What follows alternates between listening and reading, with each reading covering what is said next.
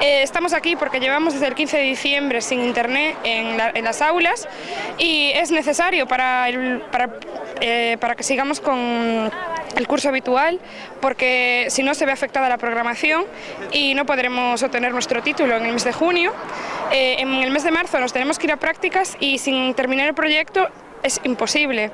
Entonces necesitamos que la Xunta solucione el problema de internet cuanto antes. Es urgente.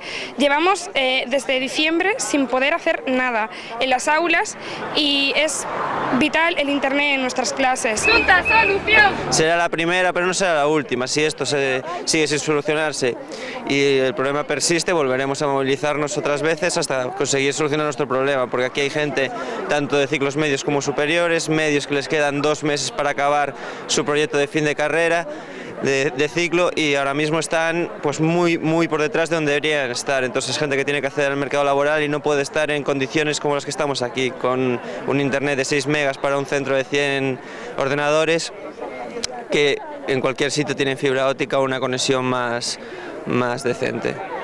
Temos os alumnos de folga, cousa que o centro e o profesorado apoia, porque temos unha problemática aquí de falta de rede, falta de moito defecto de comunicación.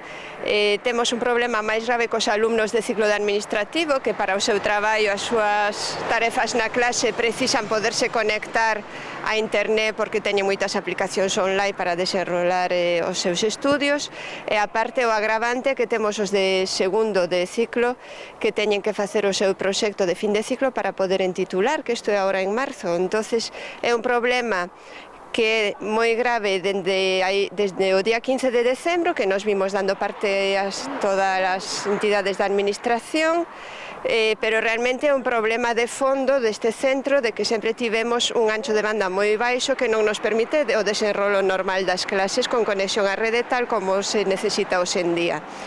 E nos din sempre que se solucionarán uns días, pero non acaban de solucionarlo. Nos apoiamos os alumnos porque realmente están vindo a clase perdendo tempo. Cantos alumnos?